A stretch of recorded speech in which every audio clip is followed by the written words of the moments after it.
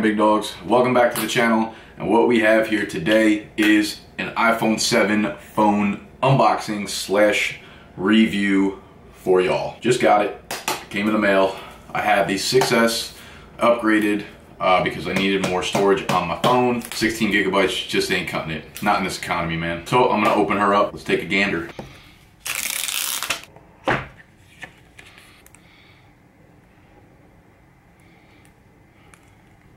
All right, so we got the phone and we have these headphones. I think this is no headphone jack. I thought these were the wireless ones, but no, they have the weird cord that you gotta plug into the phone just to plug the headphones in. They have the wireless ones, they don't come with the, actually I don't even know if they're out yet to be honest with you, but they don't come with them. And you have the charger, you know, the typical Apple charger.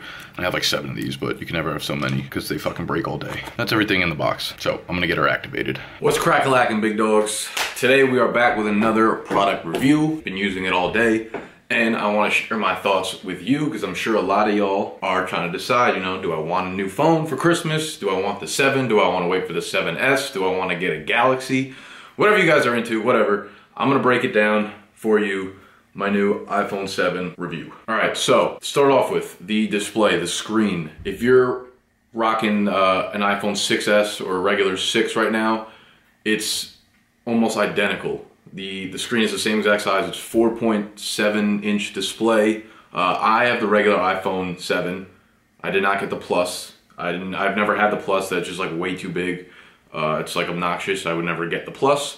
As a phone, doesn't matter. I have the iPhone 7. The display is exactly the same as the 6S, which is the phone that I had up until today. And I'll show you this video clip here that kind of shows you them next to each other and the dimensions, and it's almost exactly similar. My phone, I got the metal black, so it's all black all around. It's like that matte finish, which is pretty dope. I like the black. It also comes in a bunch of different colors, which I'll put up on the screen now.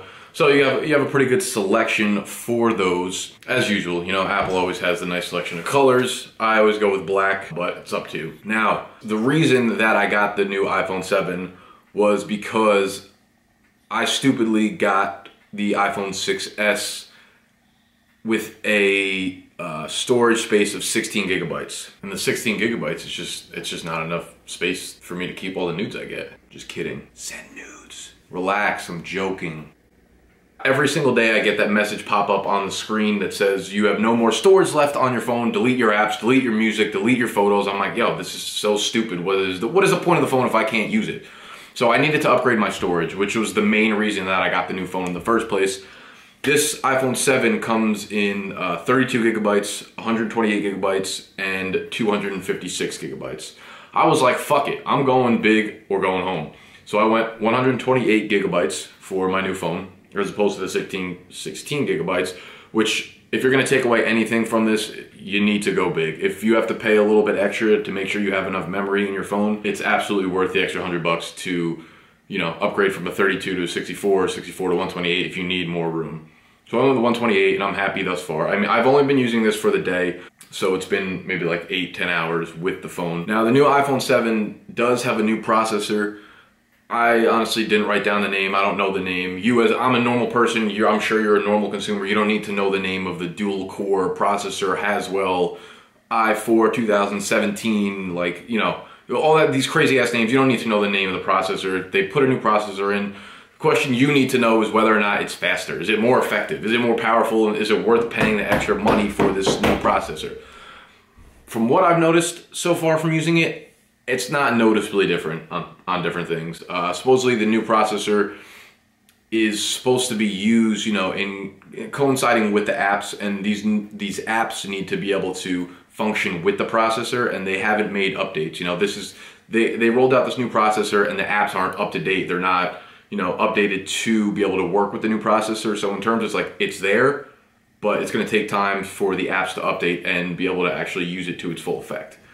So, I mean, overall, I don't see it as being a much faster, more efficient phone than the 6S. I don't see a noticeable difference. Now, a lot of people obviously love the iPhone because of the camera and how incredible it is when it comes to taking pictures and taking videos and things like that. And the iPhone 7 definitely does not disappoint. Now it has a 12 megapixel camera, which is the same as the 6S. So it's not actually an upgrade in terms of the megapixels. And you know, this kind of hits my last point in terms of the processor. The camera is not like extremely noticeably different. It's not anything groundbreaking. It's not anything new you've never seen before. It is better when it comes to like more detail. If you're someone who's really, really into photography and you use your iPhone to like, if you are a photographer and you use your iPhone for certain things, it's better, you know, it hits the details like the edges of pictures, or it makes colors a little bit more vibrant, but for the everyday person, it's not that big of an upgrade. The 6S already has a great camera.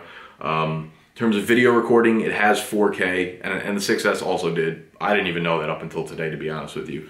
But it has 4K, which is incredible to videotape in that. It's actually kind of crazy. If you like videotape your face, you're like, wow, I didn't realize like my face is like all fucked up, you know? Certainly turns the light on for you and lets you know what you got working with in your facade here. So honestly, I don't even suggest the 4K. It's kind of weird. It also has, you know, 1080p, 720p. You can record at 30 or 60 frames per second. So ipso facto, the camera and the video are both very, very good. Not big upgrades from the 6 or the 6S though. So we covered the camera. We've covered, I can't really touch on the battery life, but because it's obviously the first day, but from other reviews that I've watched, you know, Apple claims I think 10 to 12 hours, and most of the reviews say that it will last 10 to 12 hours running, you know, doing your normal daily routine. So that's pretty good, but you know, who doesn't carry around a charger nowadays? It's 2016. So there's always a charger within reach if your phone is gonna die. So I don't really think that's a huge issue, but the battery is, you know, it's good. It's not something you have to worry about. And lastly, we have the headphone jack. I know y'all have seen the memes of how ridiculous this is. Apple's trying to move towards the future. Now, they got rid of the headphone jack. I don't know if that's gonna focus or not. I don't know. There's no headphone jack where it would be or where it was on the 6S. And what they did, you gotta literally plug in a plug, like the top of the charger there. Yeah, it's just gonna focus on my beautiful face. I think I have a face identifier on, doesn't matter. So you plug in the plug, which then has the headphone fucking plug to go into it.